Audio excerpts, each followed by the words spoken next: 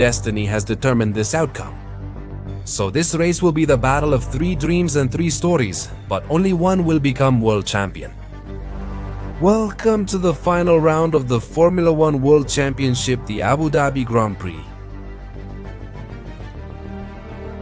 Ladies and gentlemen, this story ends here, marking the conclusion of the ground effect technical regulations. What better way than a 3-way battle for the Drivers' Championship in the final race? Due to McLaren's mistakes, Max Verstappen remains in contention and is only 12 points from one of Formula 1's greatest achievements.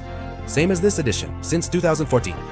The World Championship will end at Abu Dhabi's Yas Marina circuit, hosting the decider for the 5th time. For the first time since 2010, 3 drivers are competing for one World Champion title. But if Abu Dhabi has taught us anything, it's that miracles can happen on this circuit.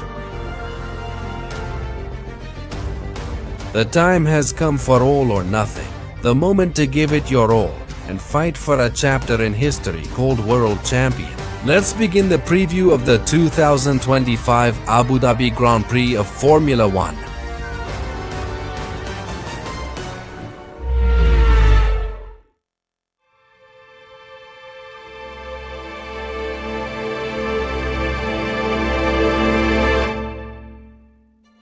"23 races have gone by, full of tension, drama, controversies, and different winners. A season defined by a team that dominated and won easily. But their decisions have opened the door to a driver who never gives up and who can take everything away from them at the last moment.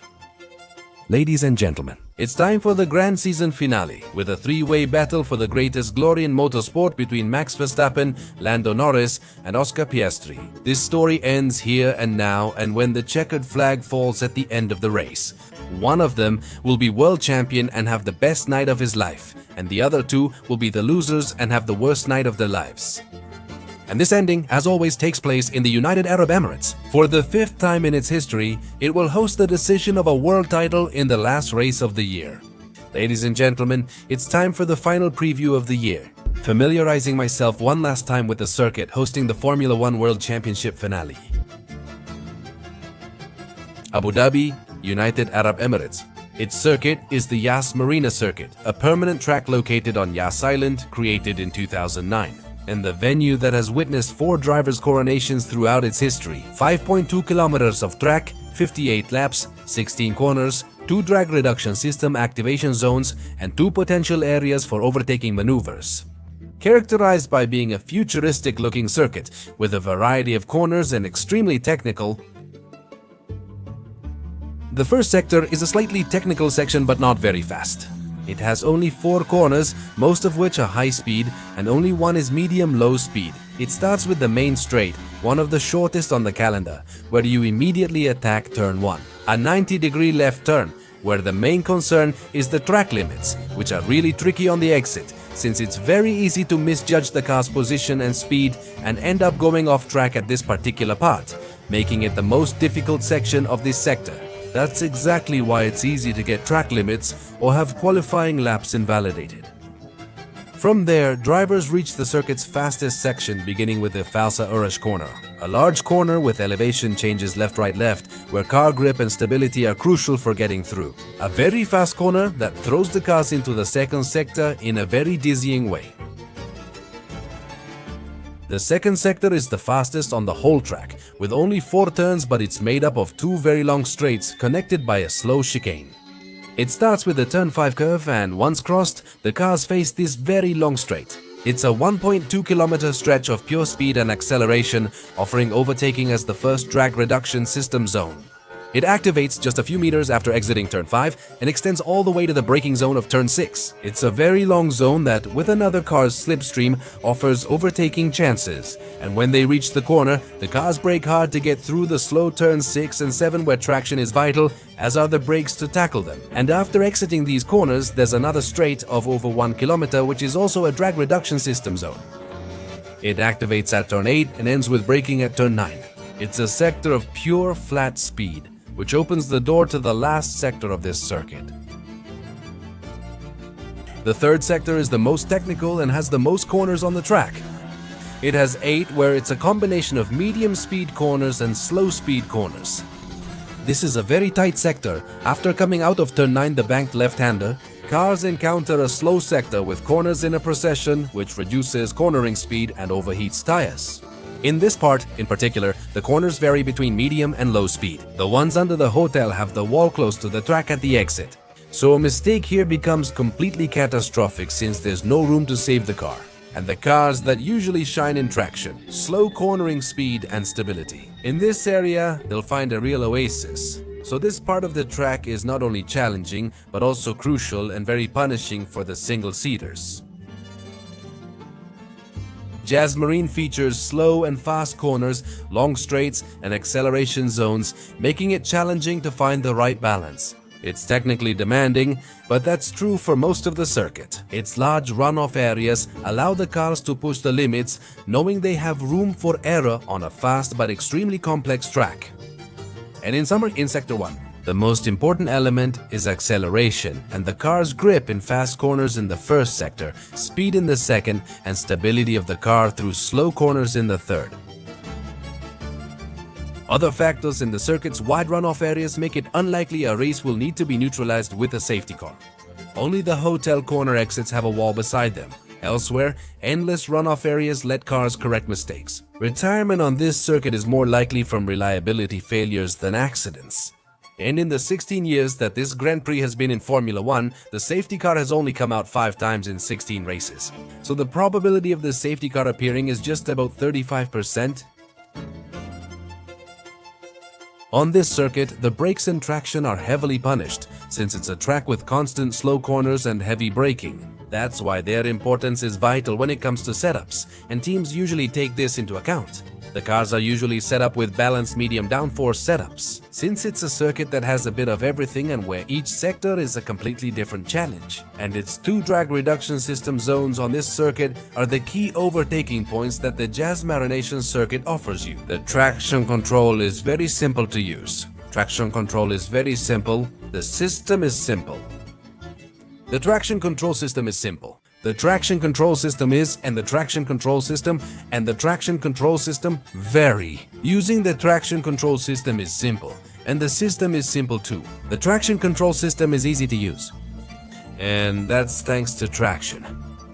The only drawback of this section is that the drag reduction system detection zone for the next point is located at the exit of this corner. If you overtake here, you risk being counterattacked in the next section. The second drag reduction system zone is the next best overtaking spot on this circuit, where you basically need to repeat the same move. Get a better exit out of the chicane, slipstream all the way down the straight. But it has the difference that turn 9 gives you the possibility to attack both on the inside and the outside. If you know how to position the car, its curve and shape allow for that versatility, giving very good overtaking opportunities. But still there is a need for some tire wear to make overtaking easier. Since if the car has a higher top speed, it's very easy to defend on the straights, which leads to drag reduction system trains. Therefore, the difficulty of overtaking on this track is 3, difficult but not impossible, especially if there's tire degradation. In the Abu Dhabi pit lane, you travel at 80 km/h, making transit fast. Its entry cuts through turn 1, and its exit is among the most complex on the calendar. Having to go through a tunnel that passes under turn number 1 and spits the cars out onto turn number 3, it's one of the most complex exits. And a full pit stop, a tire change can be done in about 21 seconds. And the tire wear on this circuit could be considered medium level. The rear tires take a lot of punishment, but the asphalt itself isn't that abrasive and you don't suffer too much from the lateral loads and the stress put on the rubber. It's almost halfway, so the race can be done with just 1 or more pit stops. Considering the 2025 tire durability, Pirelli will bring the C3, C4 and C5 soft compounds from Italy for this year's final round. Abu Dhabi is a circuit that is more technically complex than challenging on track. Its main difficulty lies in finding a precise setup that makes the car work in all the different sections of this circuit. But what about it being the last race? With nerves running high, with the power units at the limit of wear, and with the physical exhaustion from a long season, it can make mistakes much more likely. And in the context of the battle, Abu Dhabi can give us either the flattest outcome in history or the most unpredictable one that any player could imagine. Who could write or predict it? 2026 will be a very interesting year since we'll have the Winter Olympics, a new Formula 1 season, the World Cup, premieres of many movies, and new seasons of my favorite anime. Anyway, this means a lot of money will be spent on different streaming platforms to cover everything you can watch in 2026. And yes, this is obviously a problem, but it can be much easier to handle with the right tool. And that tool is the VPN from our friends at Zoom. I'll give you a quick example of what I'm telling you in 2024. The Summer Olympics were broadcast for free on YouTube for viewers in Mexico and some regions of Latin America.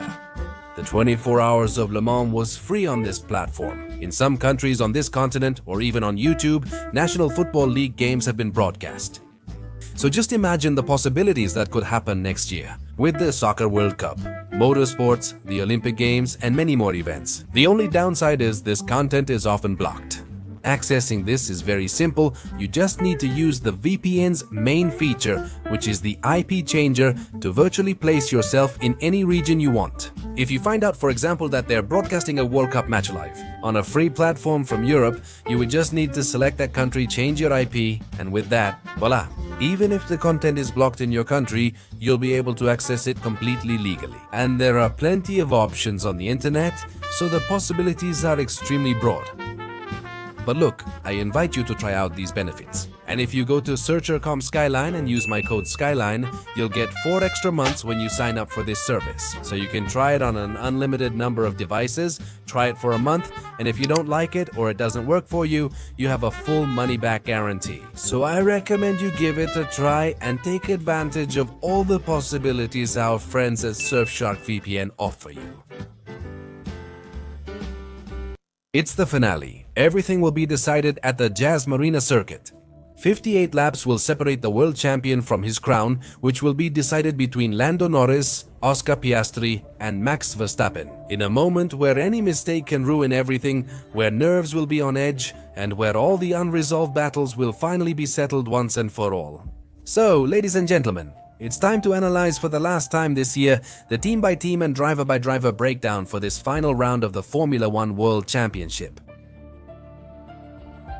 McLaren has been like Santa Claus for Red Bull all season, constantly giving them gifts. And thanks to this, their cowardice, their management, their papaya rules, their strategies, and their stupid decisions. We're at the final race of the year, and there's a real chance they could lose the World Drivers' Championship. Well, with the Las Vegas disqualification and the strategy issues in Qatar, from only needing 1 point to eliminate Max Verstappen from the fight, he is now in second place, 12 points behind Norris. Fortunately for them, both Piastri and Lando have a mathematical chance to become champions, but obviously, the one who has it easiest out of the 3 contenders is Norris. To become world champion, the Brit must finish at least 3rd. So that regardless of what Verstappen and Piastri do, he lifts the world champion trophy, but that would force Max and Oscar to win the race. Piastri is the one with the least chance in this fight, since he is 16 points behind Lando. He must win the race, and Norris must finish 6th for him to become champion. Otherwise, it's impossible. Let's also remember he'll have to give up the car to Patricio Ward in the first Grand Prix practice. So, we have to add another level of difficulty to this weekend for him. Considering performance alone, Norris has only missed the podium 4 times this season, excluding DNFs in Canada and the Netherlands. If nothing unusual happens or he doesn't make a mistake, he can likely finish 3rd. McLaren stated they won't favor either driver and will issue team orders only if Norris needs a position and Piastri is already out of contention despite the situation.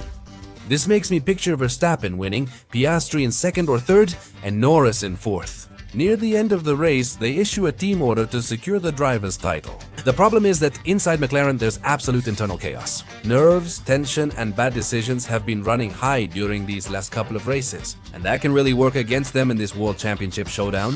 They've already made 2 major mistakes, one strategic, the other with the car's setup. So nothing guarantees they won't make one last unforgivable mistake in this race. Regarding the pace, they're expected to have the fastest car in Abu Dhabi, considering they were also the fastest in Qatar, but their strategy ruined everything. And this circuit, which boosts their single-seater's balanced traits, it should give them the chance that if they don't make another stupid mistake, they can take the title even if they can't win. You can race, you can watch the race,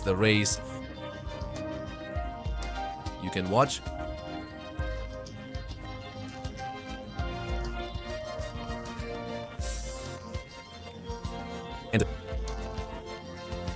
of coapte se hayan podido la cultere, Excelsius, you can watch. Fans who have experienced shooting this tri-rider since the history of Formula 1, but they will prove to the world that their philosophy of trying not to favor either of their two drivers ends up actually benefiting Max Verstappen. Mercedes has nearly locked in second place in the constructors' standings. With 33 points ahead of Red Bull and 43 still available, they just need 11 more points in Abu Dhabi. Even if Max Verstappen wins and Yuki Tsunoda stages a late comeback, they will remain constructors' champions. Victory looks very difficult, because even though this circuit is better for them than the previous one, Qatar is still a track that doesn't favor the potential of their car.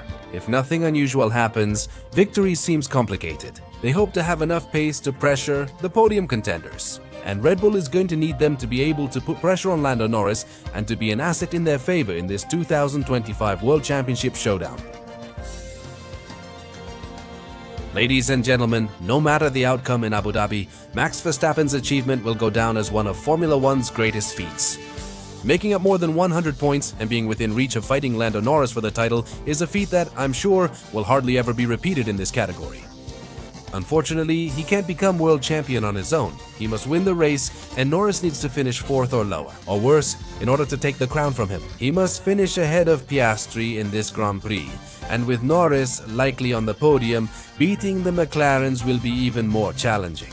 That said, Max Verstappen needs to finish at least 3rd to have a mathematical chance. Depending on what Oscar Piastri and Lando Norris do, finishing in 4th place would end any of his chances for the title.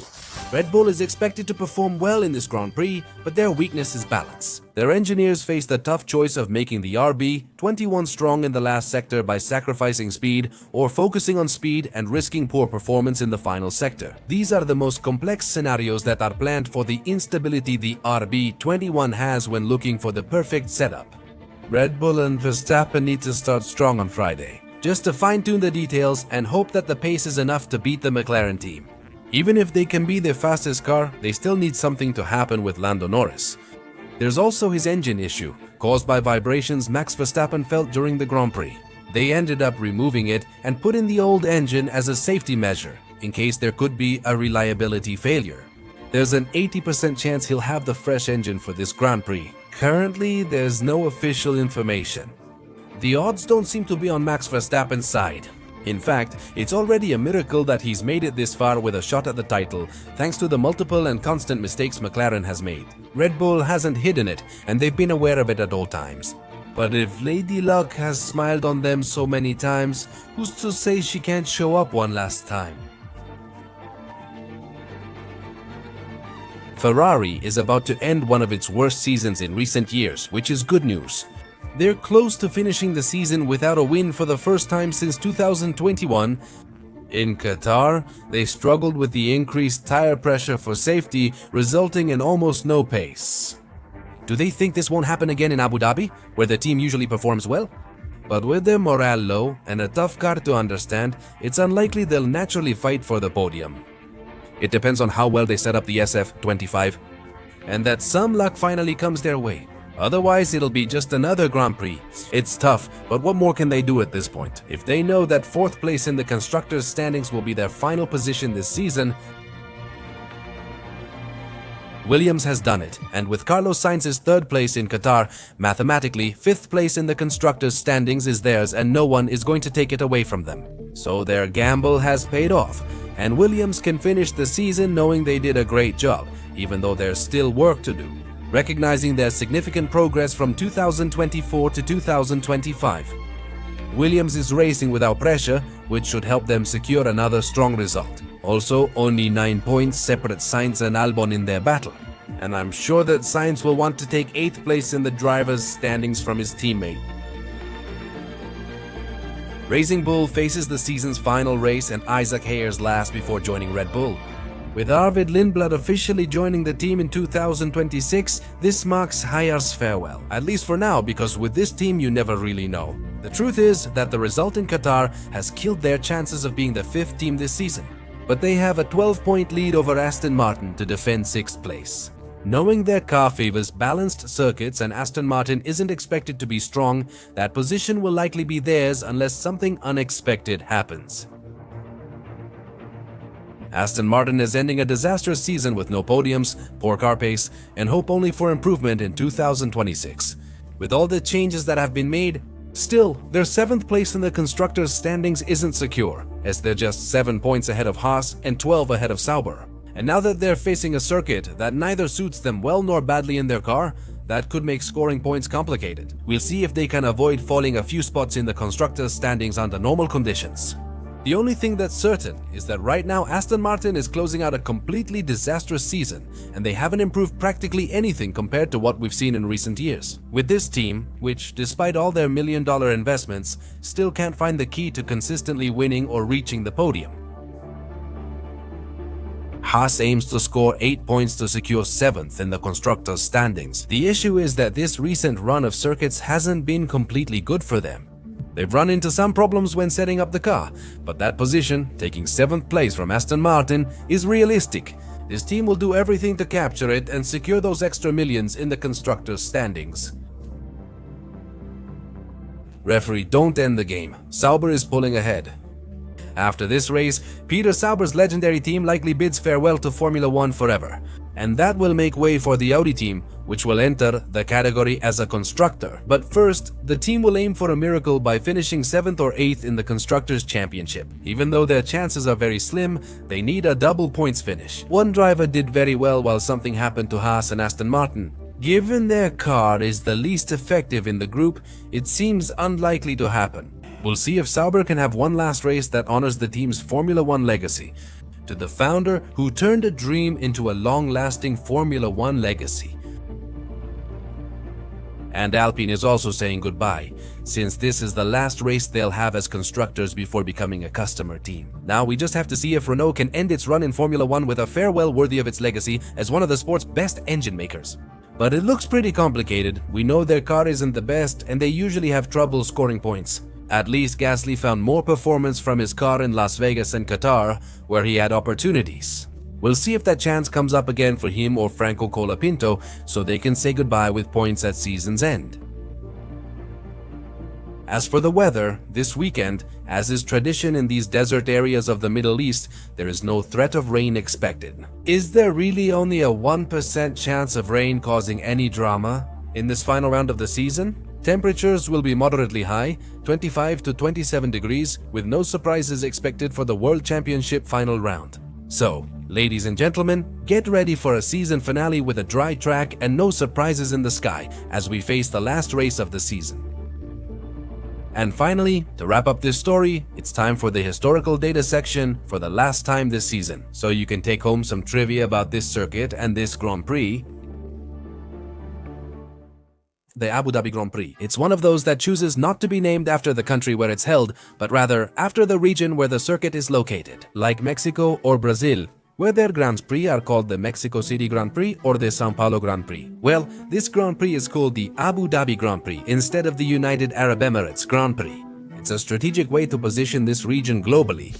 On the calendar since 2009, this circuit features a futuristic design and is the most expensive racetrack ever built. It has first-class facilities, a circuit with many variations, a hotel that crosses the track, and an infrastructure with multi-million-dollar investments. The United Arab Emirates has never had any Formula 1 representatives. But we can tell you about those who were crowned champions here. Let's remember this circuit has hosted 4 World Championship deciders. In 2010, Sebastian Vettel won here. The first champion crowned at this circuit in 2014 was Lewis Hamilton, who achieved his 2nd World Championship. In 2016, Nico Rosberg claimed his first and only World Championship, and in 2021, it was Max Verstappen winning at this circuit for one of his current 4 world titles. Red Bull Racing is the most successful team in this Grand Prix history, with 7 wins from 2009 to 2023. Kevin Magnussen set the fastest lap in this race with a time of 1:25.637 in 2024. And the top historical winners are Sebastian Vettel with 3 victories, Max Verstappen with 4, and the all-time top winner is Lewis Hamilton with 5 wins. From 2011 to 2019. These are the latest data from the last preview of the year. Ladies and gentlemen, as always, I like to take this moment to thank each and every one of you for supporting us for another year with these previews that we prepare with a lot of care. I expected this year to be very different after Checo Perez left, especially with the uncertainty around Colapinto. In a pretty slow year, to be honest, at least at the beginning, with McLaren's dominance. As always, they've shown the Skyline Racing community's loyalty, and they've put us in a pretty good position again in all the previews of the year. So I want to thank each and every one of you again for that affection, that support, and that love you show to this channel. It's always a pleasure for me to bring you each race preview every year. And we just hope that 2026 will be a better year for everyone, with much better races, many more battles, and many more showdowns. Thank you for making us the most watched Formula One previews on YouTube again. And to tell you that we hope to continue having all of you with us next season, where we hope to do even better and with much higher quality. All that's left for me is to say goodbye to the last preview of the year by telling you that if you like this video, give us a thumbs up, subscribe to this channel, turn on notifications so you know when I'm uploading a new video, and share this with your friends. Also, I invite you to follow us on our Instagram and Twitter accounts, the link to which is in the description of this video. And I'll see you this Sunday for the last recap at the end of the Abu Dhabi Grand Prix. Thank you for tuning in and see you later.